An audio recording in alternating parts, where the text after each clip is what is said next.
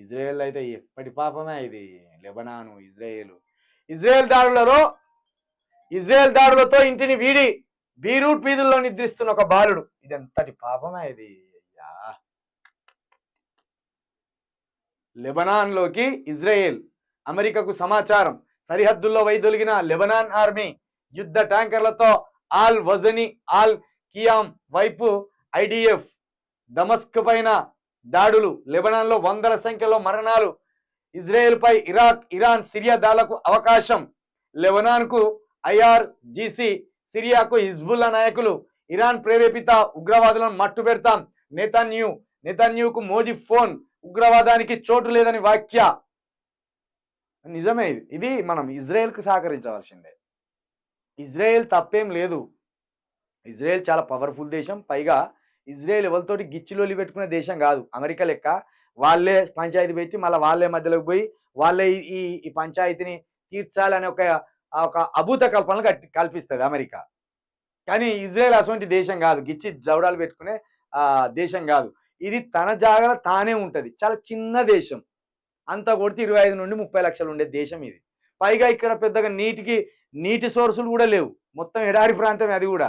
కానీ ఆ ఎడారి ప్రాంతంలో కూడా అద్భుతమైన వ్యవసాయం చేస్తారు, అద్భుతమైన మంచినీటిని సృష్టిస్తారు వాళ్ళు. అంత గొప్ప నైపుణ్యం ఉన్నది.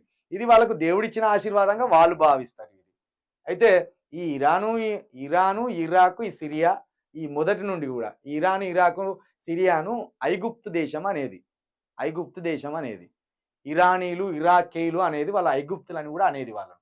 ఇప్పుడు ముస్లింలు అంటున్నాం కానీ అప్పుడు ఐగుప్తులే అనేది. ఇంకా అప్పుడు మతం లేదు. మహమ్మద్ ప్రవక్త వచ్చిన తర్వాత ఇస్లాం మతం పుట్టుకొచ్చింది.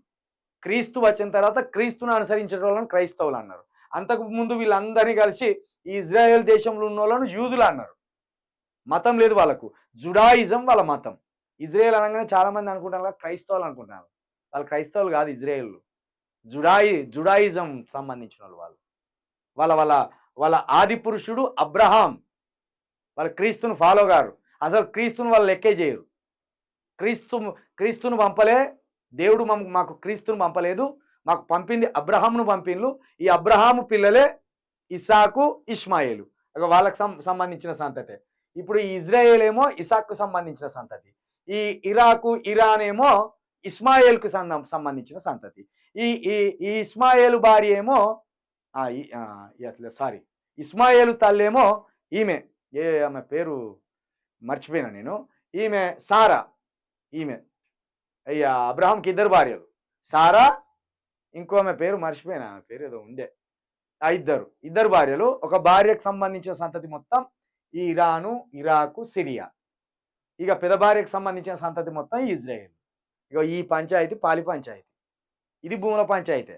విశ్వాసాలకు సంబంధించిన పంచాయతీ, భూములకు సంబంధించిన పంచాయతీ. వీళ్ళు ఎప్పుడు చూడు ఇజ్రాయెల్లో ఉన్న ప్రాంతాన్ని ఆక్రమించుకోవాలని చూస్తారు. ఇజ్రాయెల్ అసలు దాన్ని వదులుకుంటుందా? మేము పెద్ద భార్య కొడుకులం అనే ఫీలింగ్ వాళ్ళకు ఉన్నది. ఇది అలాంటి పంచాయతీ. ఇక దాంతో ఇది ఉగ్రవాదం కిందికి వచ్చింది. ఇదంతా ఇప్పుడు ఫైటింగ్లు, ఈ బాంబులు ఇవన్నీ వేసే వరకు ఇది ఉగ్రవాదం లెక్క కనబడుతుంది. ఈ నెతన్యాహు ఇప్పుడు ఇజ్రాయెల్ దేశానికి అధ్యక్షుడిగా ఉన్నారు. ఇది ఎప్పుడు ఇది దగ్గర ఇది 2-3 వేల సంవత్సరాలు కూడా కాదు. మామూలుగా బైబుల్ ప్రకారం చూసుకుంటే ఇది 5-6 వేల సంవత్సరాల పంచాయతీ. దానికంటే ఆది అంటారు. బైబుల్లో ఆది అందు అంటారు. అంటే అది ఎప్పుడు ఏర్పడదో భూమి అప్పంచెలి పంచాయతీ ఉన్నది.